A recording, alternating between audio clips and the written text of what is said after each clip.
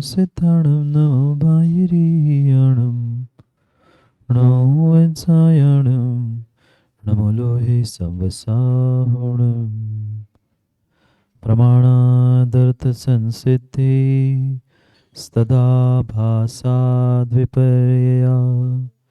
इति वक्षेतयो लक्ष्म सिद्धिमल्पं लगीयसा नमो हरिहन्ताणं नमो सिद्धाणं नमो वायरीयाणं नमो वज्रायाणं नमो लोहे सवसाहुणं।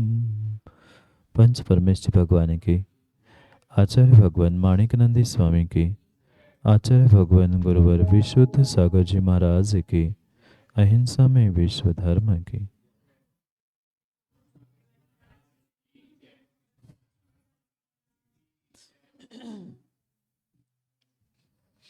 अंतिम निर्देश। वर्धमान स्वामी के शासन में उनकी यह पावन पीयूष देशना, जो कि 4 अनुयोगों में विभाजित है, उनमें से महान अनुयोग द्रव्यानुयोग को समझने के लिए हम सभी यहाँ पर परीक्षमुख सूत्र को अध्ययन कर रहे थे। भव्यात्माओं, आचार्य प्रवर माणिकनंदी स्वामी हमें प्रमाण की बात समझाते हुए प्रमाण के 2 भेद समझा रहे थे, प्रत्यक्ष और परोक्ष। परोक्ष प्रमाण के 2 भेदों में हमारा अनुमान प्रमाण का विषय चल रहा था, जहाँ साध्य साधन की व्यवस्था, व्याप्ति, अविनाभाव आदि आदि की चर्चा हमारी प्रारंभ थी।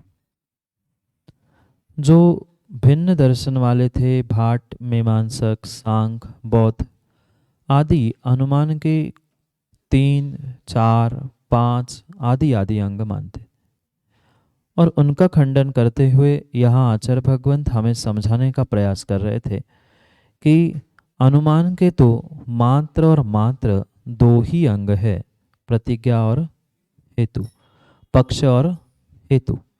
इन 2 से ही काम चलता है, उदाहरण, उपनय और निगमन की आवश्यकता नहीं। हमने समझा था हमारे लिए जो ये कहना कि मैं ये सिद्ध करना चाहता हूँ, ये मेरी प्रतिज्ञा थी। सिद्ध करने के लिए जो हमने साधन खोजे थे वह हमारे लिए हेतु था। उसके लिए जो उदाहरण दिया जा रहा था, जैसे कि यहाँ वैसा आदि, यह उदाहरण था। फिर उस हेतु को दोहराना और प्रतिज्ञा को दोहराना, ये उपनय और निगमन था। अब 33 नंबर के सूत्र से आचार्य भगवान ने हमें ये समझाना प्रारंभ किया था कि मात्र 2 की ही आवश्यकता होती है, क्योंकि शास्त्रार्थ चलता है। कल भी हमने समझा था, यहाँ परिपूर्ण रूप से हमें उस शास्त्रार्थ को समझना है, क्योंकि शास्त्रार्थ के निमित्त से ही यहाँ पर हमें ये विषय को समझना था। और उसी के कारण से शास्त्रार्थ के लिए यहाँ कह रहे हैं कि शास्त्रार्थ के काल में कितने अंग आवश्यक है? मात्र 2। कौन से? प्रतिज्ञा और हेतु। बाकी जो अंग है वह आवश्यक नहीं है। उसमें से मुख्य वह अनुमान का विषय चलते समय आचार्य भगवान मुख्य रूप से कह रहे हैं कि उदाहरण की आवश्यकता नहीं है। 33 नंबर के सूत्र को देखना, वहाँ उदाहरण का खंडन किया। पुनः 34, 35, 36 आदि सूत्रों में आचार्य भगवान ने उसका समर्थन किया। किसका? उदाहरण आवश्यक नहीं है। इसके लिए 4 सूत्रों से आचार्य भगवान ने हमें समझाया कि उदाहरण की जरूरत नहीं है, क्योंकि उदाहरण की साध्य के साथ व्याप्ति नहीं होती। उदाहरण भ्रमित करने के लिए निमित्त बन सकता है। अगर एक के लिए दूसरा, दूसरे के लिए तीसरा उदाहरण देंगे तो अनवस्था दोष घटित हो सकता है। आदि 4 प्रकार से आचार्य भगवान ने हमें उदाहरण आवश्यक नहीं है इस प्रकार की बात कही। अब पुनः उसी बात को आगे बढ़ाते हुए आचार्य भगवंत कह रहे हैं कि वह उदाहरण की आवश्यकता नहीं है। अगर बिना उपनय और निगमन के उदाहरण प्रयोग करोगे तो वह भ्रम ही उत्पन्न करने वाला होगा। बात समझ में आई? विषय क्या चल रहा था? अनुमान के 5 अंगों में से मात्र 2 की ही आवश्यकता थी। उदाहरण, उपनय, निगमन की आवश्यकता नहीं थी।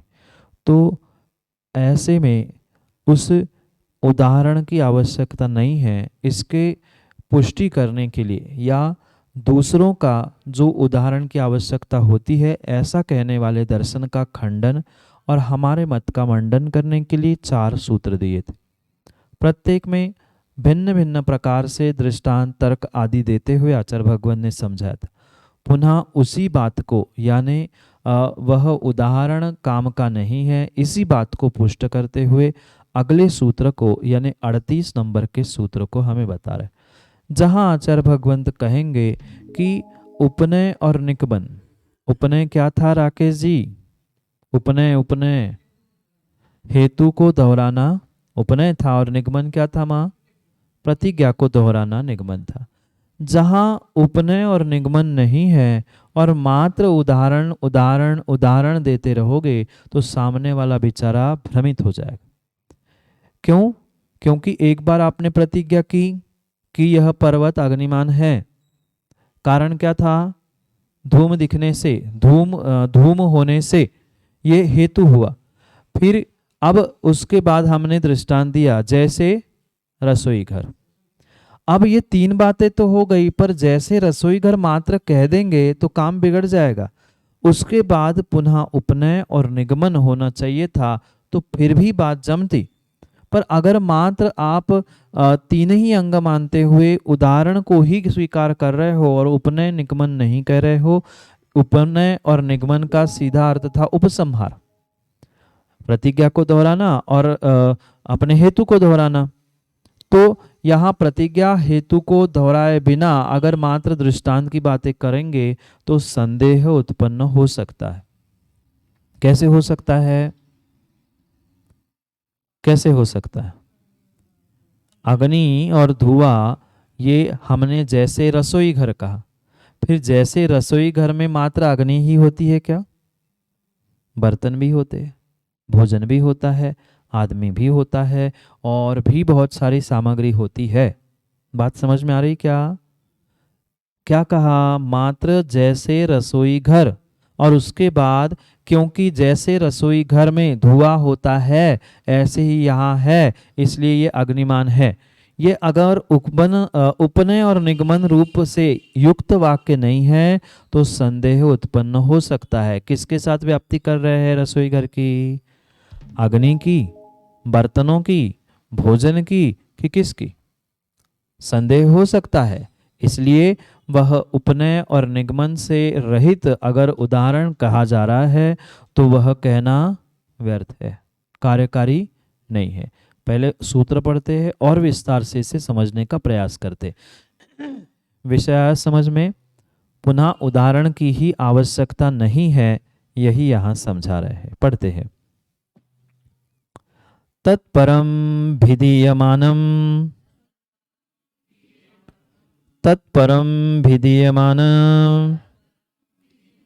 साध्य धर्मणि साध्य साधने संदेहति।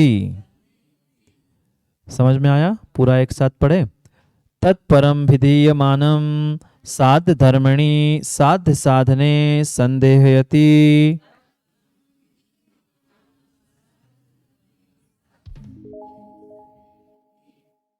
तत्परम अभिधीयमानम साध्य धर्मणि साध्य साधने संदेह यति। क्या कहा? जो साध्य धर्मणि साध्य रूपी धर्मी में विषय अनुमान का चल रहा था, हमारे लिए साध्य कौन है? हमारे लिए अनुमान के काल में कौन साध्य है? धर्मी साध्य है। शेष काल में यानी जब वह व्याप्ति का काल था उस समय में कौन साध्य था? इस पुराने सूत्रों को माँ पुरानी विषय को ध्यान में रखना परम परम आवश्यक है। उसके बिना आगे का काम नहीं बनेगा। हमने सूत्र पढ़ा था, याद है? वह कभी धर्म कभी धर्मी। व्याप्ति के काल में धर्म साध्य होता है और अनुमान के काल में धर्मी साध्य होता है। तो यहाँ कह रहे हैं साध्य धर्मणि, साध्य रूपी जो धर्मी है, जो धर्म से विशिष्ट है, साध्य जिसमें होता है, ऐसे धर्मी में क्या कह रहे हैं? साध्य साधने, साध्य के सिद्ध करने में, साध्य साधने, साध्य के सिद्ध करने में तत्परम अभिधीयमानम, यानी उस उदाहरण मात्र का कहा जाना संदेह उत्पन्न कर सकता है। मात्र उदाहरण करने कहने से संदेह हो सकता है। बात समझ में आई क्या? अनुमान में पहले सूत्र का अर्थ करते हैं, फिर समझ। अनुमान के काल में हमारे लिए साध्य कौन था? धर्मी साध्य था। धर्मी अनुमान के काल में साध्य था, पर उस साध्य को सिद्ध करने के लिए हमने क्या कहा? उदाहरण दिया। पुनः दृष्टांत पे पहुंचते हैं। यह पर्वत अग्निमान है। अग्निमान पर्वत हमारे लिए साध्य था, धर्मी था। अग्निमान पर्वत हमारे लिए साध्य था, धर्मी था, पक्ष था, तीनों थे। अब हमें उससे सिद्ध करने के लिए हमने हेतु क्या दिया? धुआं होने से, धूम होने से, ये हमारा हेतु हुआ। फिर दृष्टांत क्या देंगे?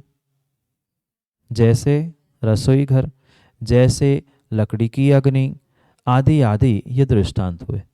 तो इन दृष्टांत, इन उदाहरणों से अगर हम समझाना चाहे तो संदेह उत्पन्न होगा कि नहीं? किस बात का संदेह? जो साध्य है, कौन? पर्वत।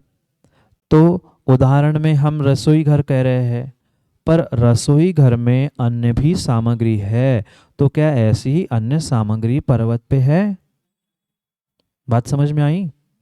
हमने कहा जैसे ही रसोई घर, मात्र इतना कहा, आगे कुछ नहीं कहा। अगर इसके बाद ये कहते कि जैसे रसोई घर में धुआं है तो वहां चूल्हे की अग्नि जल रही है, इसलिए यह पर्वत भी धुआंवान होने से अग्निमान है।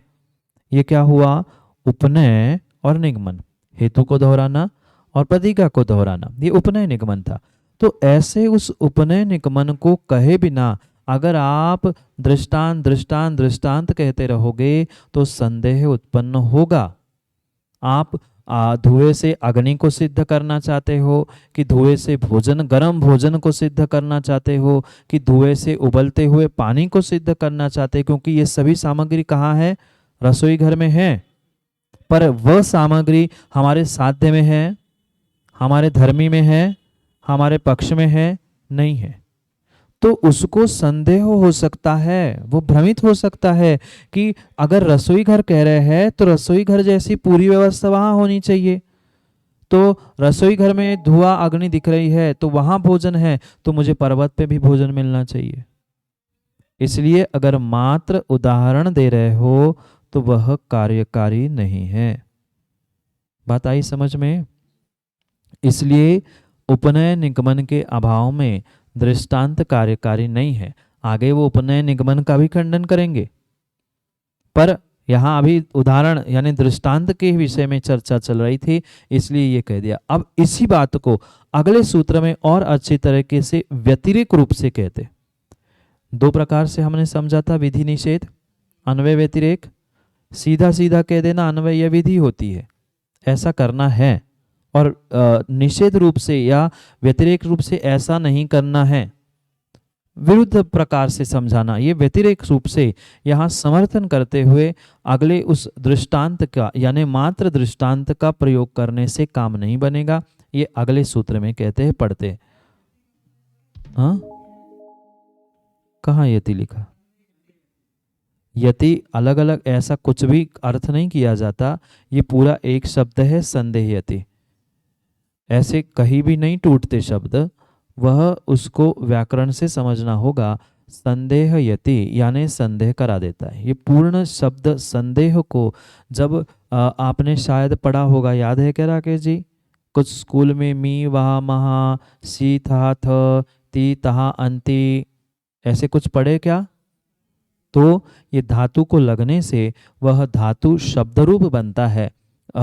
वह जो मूल धातु होता है गम गच्छ, इसमें ये प्रत्यय लगने पर गच्छामि, गच्छावहा, गच्छावहा आदि ये रूप जैसे बनते हैं, ऐसे ही संदेह को बनाते हुए संदेह शब्द को प्रत्यय लगने पर वह संदेहयति, संदेह तो मात्र शब्द था पर उसको ये क्रियापद बनाया। क्रियापद जानते हो क्या? नहीं जानते तो फिर क्या समझाएं? क्रिया और क्रियापद, मैं खाता हूं, मैं क्या हो गया? कर्ता हो गया, और खाता हूं ये क्रियापद हुआ। क्रिया को बताने वाला जो पद होता है वह क्रियापद होता है। तो यहाँ संदेह मात्र एक शब्द था पर संदेह करा देता है, ये अर्थ करने के लिए उसको संदेहति ऐसा रूप बना दिया। ये धातु का रूप बनाते हुए धातु रूपावली बन के ये संदेहति बनना, ऐसे कहीं भी तोड़ मत देना। संदेह और यति, यति का अर्थ तो मुनिराज होता है, तुम संदेह को मुनिराज के साथ जोड़ देगे तो अर्थ का अनर्थ हो जाएगा। हाँ, इसीलिए मैंने भी कहा, मैं समझ गया था आप कहाँ तक जोड़ रहे हो। तो संदेहति पूर्ण शब्द है और संदेह शब्द को धातु रूप बनाने के लिए प्रत्यय के साथ उसे संदेह करा देता है, इस अर्थ में उसे संदेहति कहा। बात आई समझ में? अब इसी को निषेध रूप से, व्यतिरेक रूप से कहते हुए अगले सूत्र को कहते हैं, पढ़ते हैं। कुतोन्यथो, कुतोन्यथो पने, क्या पढ़ेंगे ना, धीरे धीरे पहले एक एक तोड़ के पढ़ रहे हैं, फिर पूरा सूत्र एक साथ पढ़ना है। कुतोन्यथो पनय निगमने, कुतोन्यथो पनय निगमने। जब एक साथ पढ़ेंगे तब विराम नहीं लिया जाता, वो उच्चारण नहीं बनेगा, इसलिए वहां रुके थे। ठीक है? कुतोन्यथो पनय, कुतोन्यथो पनय पनय निगमने, कुतोन्यथः उपनय निगमने। शब्द समझ में आया? कुतः अन्यथा उपनय निगमने, इसकी संधि हुई है। कुतः का जो विसर्ग था आगे के अन्यथा के कारण यानी अ के कारण ओ हो गया और गण चिन्ह आ गया। फिर अन्यथा का आगे उपनय था तो अवर्णे उवर्णे ओ, ये कातन सूत्र का सूत्र है, कातन व्याकरण का, तो वहां थ का थो हो गया। इसलिए अन्यथा उपनय निगमन किस काम के? बात आई क्या समझ में? विषय चल रहा था कि मात्र उदाहरण देने से संदेह उत्पन्न होगा, बिना उपनय निगमन के उदाहरण देंगे तो वह संदेह ही उत्पन्न करने वाला होगा। तो उसी कह रहे हैं, फिर अगर उदाहरण से काम बनता होता भैया तो उपनय निगमन क्यों बनाते? बात आई समझ में? वह अगर काम मात्र तुम्हारा साध्य साधन यानी प्रतिज्ञा हेतु और उदाहरण से बन जाता तो जो दूसरे तुमने उपनय निगमन की व्यवस्था बनाई है तो वो क्यों बनानी पड़ती? उपनय निगमन की जरूरत ही नहीं होती। मतलब कहने का अभिप्राय यही है कि उपनय निगमन के अभाव में जो उदाहरण आप दे रहे हो वह कार्यकारी नहीं होगा, वह संदेह उत्पन्न करने के लिए निमित्त बन सकता है। बात आई समझ में? 5 अंग मनीष भाई, बहुत बहुत गहरा विषय आपने छोड़ दिया। समझो, जो किसके, हमारे अनुमान के 5 अंग, स्मृति कहाँ से आ गई? प्रतिज्ञा, हेतु, उदाहरण या दृष्टांत, उपनय और निगमन। हम तो शास्त्रार्थ में 2 ही मानते हैं, पर अन्य समय पर अगर बाल व्युत्पन्नार्थ बच्चों को समझाने के लिए हमने 5 अंगों को मान भी लिया तो 5 के 5 हो तो काम बनता है। पर बच्चों को भी मात्र दृष्टांत देंगे तो बच्चे भी क्या सोचेंगे? भ्रमित हो जाएंगे ना कि एक रसोई घर का दृष्टांत दे रहा है, एक लकड़ी का दृष्टांत दे रहा है, एक और किसी का दृष्टांत दे रहा है, हम निर्णय कैसे करें? इसलिए उसका उपनय निगमन होना आवश्यक था, उसका कंक्लूजन, तात्पर्य, उपसंहार होना जरूरी था। उपनय निगमन क्या थे दोनों? एक हेतु को दोहराना था और एक प्रतिज्ञा को दोहराना। दोहराना ही तो उपसंहार होता है, वही कंक्लूजन होता है, वही तात्पर्य होता है। तो तात्पर्य रूप, सारांश रूप, कंक्लूजन रूप उपसंहार नहीं है तो वो उदाहरण का कोई अर्थ नहीं है, वह हमें संदेह ही उत्पन्न करने वाला हो सकता है। इसलिए उपनय निगमन के साथ अगर दृष्टांत देते हुए उन बालकों को समझा रहे हो तब तो ठीक है, पर मात्र और मात्र वह उदाहरण कभी भी कार्य को सिद्ध करने वाला नहीं होगा। बात आई समझ में? उदाहरण और उपनय निगमन। अब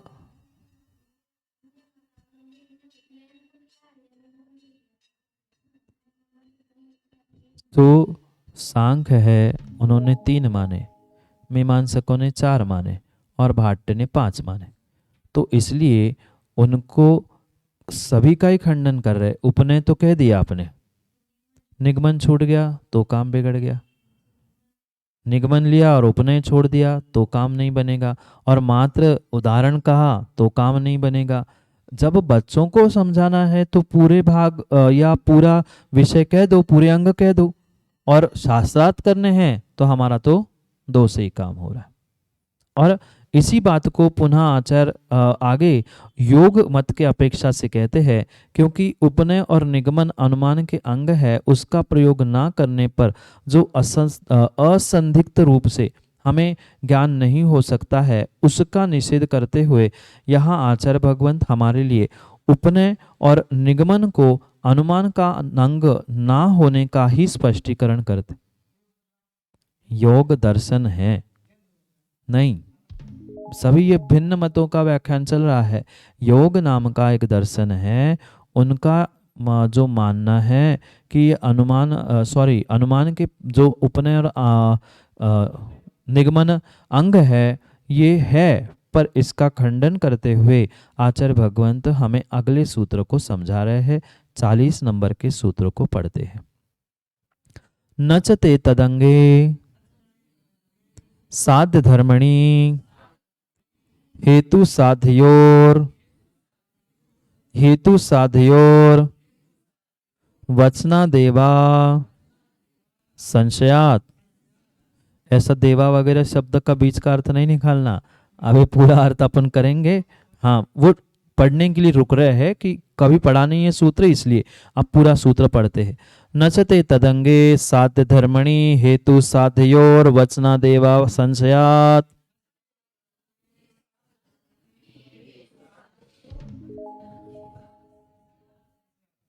साध्य धर्मणि, पुनः क्या विषय आया हमारे लिए? धर्म ही अनुमान काल में साध्य है। तो ऐसे साध्य रूपी धर्म वाले धर्मी में, कहा साध्य धर्मी, धर्म को विशिष्ट है ही, पर ऐसे धर्मी में क्या खोजना है? हेतु साध्यो, हेतु और साध्य के बोलने से ही संशय नहीं हो सकता। उपनय निगमन उस अनुमान के अंग नहीं है। बात आई समझ में? संशय किससे मिटेगा? संशय मात्र प्रतिज्ञा हेतु, पक्ष और हेतु इतने से ही मिटेगा। उदाहरण से तो बढ़ेगा, और उपनय निगमन से भी जरूरी नहीं है कि वह संशय मिटे। फिर जब हमने एक बार कह ही दिया है, आचार्य भगवंत क्या समझा रहे हैं? पहले तो ये कह दिया कि उदाहरण की जरूरत नहीं है, अब उपनय निगमन का भी खंडन कर रहे, जबकि उन दोनों का आलंबन लेके पिछले 2 सूत्रों में ये कह दिया कि उदाहरण के साथ उपनय निगमन चाहिए था। अगर आप उदाहरण को ही अंग मान रहे हो तो उदाहरण के साथ 2 और जोड़ दो तो आपका सम्यक होगा। पर हम तो कह रहे हैं कितने हैं? प्रतिज्ञा और हेतु, क्योंकि संदेह को, संशय को मिटाने के लिए कौन कार्यकारी है? प्रतिज्ञा और हेतु। भाई तुम हेतु को ही कह दो ना, भाई धुआं है ना तो अग्नि है, धुआं है इसलिए अग्नि पर्वत अग्निमान है, ये बात हो गई। अब दुनिया के दृष्टांत देने से, उसकी पुनः पुनः पुनः उसी विषय को रिपीट करने से कभी भी संदेह संशय मिटने वाला नहीं है। इसलिए यह अनुमान के अंग नहीं है। न च ते तदंगे, ते यानी वे अनुमान और निगमन और उपनय, ये दोनों भी उसके अंग नहीं है। किसके? अनुमान का विषय चल रहा था, इसलिए वह उसके विषय नहीं है। आचार्य भगवान ने क्या कहा? वह उसके विषय नहीं है। कौन किसके? उपनय और निगमन अनुमान के विषय नहीं है। क्यों नहीं है? क्योंकि जब हमारे लिए धर्मी साध्य है तो वहां साध्य और उसके लिए साधन, साध्य और उसके लिए साधन, साध्य उसके लिए हेतु, उतने ही बोलने से संशय मिट जाएगा। ये कहने की जरूरत नहीं है क्योंकि ऐसा वैसा, जैसे कि वहाँ की ऐसा कोई दृष्टांत और प्रपंच की आवश्यकता नहीं है। इसलिए ये दोनों भी अंग नहीं हो सकते, क्योंकि हमारा शास्त्रार्थ चल रहा है, और जहाँ शास्त्रार्थ है तुम दुनिया भर की बातें इधर उधर की दोगे तो कौन स्वीकार करेगा? वो कहेगा भैया तुम मुद्दे की बात करो, पॉइंट क्या है, विषय क्या है, इधर देखो। तुम अनावश्यक रूप से इधर उधर की बातें नहीं करो। जो हमारा मूल मुद्दा है, बेसिक पॉइंट है, जिस पे हमारा शास्त्रार्थ चल रहा है, उस पे बात करो। दृष्टांत तो मैं भी दे दूंगा, मैं भी उपनय निगमन कंक्लूजन करता रहूंगा। इसलिए कंक्लूजन के पहले सारांश, उपसंहार, उपनय निगमन की आवश्यकता ना करते हुए आप प्रतिज्ञा और हेतु को मान लो ना भाई, क्यों प्रपंच में पड़े हो। बात आई समझ में? ये उदाहरण तो 4-6 सूत्रों से उदाहरण का खंडन किया। अब उपनय निगमन का खंडन कर रहा है कि ये भी उसके अंग नहीं है। कौन? उपनय और निगमन भी उसके अंग नहीं है, क्योंकि अनुमान के काल में मात्र हमारे लिए दो ही कार्यकारी है, प्रतिज्ञा यानी पक्ष, साध्य और हेतु यानी साधन, अन्य कोई भी आवश्यकता नहीं। तो ये बात समझ में आई? 40 नंबर का सूत्र समझ में आया? आगे पढ़ना है, समय तो हो गया है। आगे जी। वचनात् एव हेतु साध्ययोः वचनात् एव संशयात्। अब बोलो, वचनात् एव संशया, वचन से ही, वचनात् वचन से ही, ऐसा शब्द जोड़ के वचनादेव संशयात हुआ। ना वचन में देव है ना देव में संशय है। वचनात् यानी वचन से, एव ही संशय मिटता है। समझ में आया? माणिक चंद जी ने, सभी चंद जी ने बहुत सोच समझ के लिखा है, हमें अपनी सोच ठीक करनी होगी। जितने आचार्य भगवान ने लिखा है उन्होंने बहुत सोच समझ के ही लिखा है। एक एक शब्द समझने जैसा है। अगर शब्द नहीं समझेंगे माँ तो अर्थ का अनर्थ हो जाएगा। अगर देव पढ़ लेंगे तो फिर देव ही बन जाएंगे। यहाँ कोई देव की बात नहीं है और पीछे में कोई यति की बात नहीं है। वह संदेहति एक शब्द है और यहाँ वचनात् एव संशया, ये भिन्न भिन्न शब्द है। आगे पढ़ते हैं। हाँ, ता का आगे के उसको देखकर वह द हो जाता है और द में एक ही मात्रा लगने से वह देव बन गया। वह कभी असंशयात, वह अ आगे जुड़ गया तो देवा संशयात हुआ। कैसी? अर्थ करते समय साध्य धर्मणि, साध्य रूपी धर्म में, धर्मी में हेतु और साध्य के वचन से ही वह संशय मिटता है या संशय दूर होता है। फिर उपनय निगमन की क्या आवश्यकता नहीं है, इसलिए वह उसके अंग नहीं है। सूत्रों में कुछ शब्द अर्थ करते समय हमें जोड़ने पड़ते, जो कि उपसंहार रूप से या जो सोपस्कार से आते। सूत्रों में पिछला विषय सोपस्कार से यानी पिछले धारा प्रवाह से आता है, उसको ग्रहण करते हुए फिर उसका अर्थ करना पड़ता है। इसलिए आज के लिए इतना ही। कल अपन अगले उस उदाहरण आदि की अनावश्यकता के लिए, अब तीनों की अनावश्यकता अगले सूत्र में हम पढ़ेंगे और इसके विषय में हम निर्णय करेंगे कि किस प्रकार से हमें इसको समझना है। आगे आचार्य भगवंत दृष्टांत उपनय निगमन इसके विषय में 2 सूत्रों में कहेंगे। उसको पढ़ते हुए हम कल विराम लेंगे। परसों से अपनी छुट्टी है, 9 तारीख से 21 तारीख को फिर क्लास लगेगी, क्योंकि 10 लक्षण में शिविर में बाकी अन्य विषय और शिविर के विषयों को तैयार करना है हम सभी को। तो 9 तारीख से 20 तारीख तक, पुनः 21 तारीख को जब जहाँ जिस स्थान पे होंगे उस स्थान पे अपन पढ़ लेंगे। पता कर लेना कहाँ पहुँचते हैं कहाँ नहीं पहुँचते हैं, इसलिए पर इतना ध्यान रखना। अब फ्री हो गए मनीष भाई, अब जितना टाइम है पुराना अगर हो गया तो उस यूट्यूब आदि से देख लेना, और उसके बाद फिर आगे का पढ़ोगे तो बहुत अच्छे से समझ में आएगा। नहीं तो अभी तो 1.5 महीना मैं हूँ, फिर पूछ लेना। समय आज का हुआ, कल पुनः समय पर समय की बात के लिए समय पे मिलते हैं, क्योंकि समय पे किया गया काम समय को दिलाता है। बोले भगवान महावीर स्वामी की।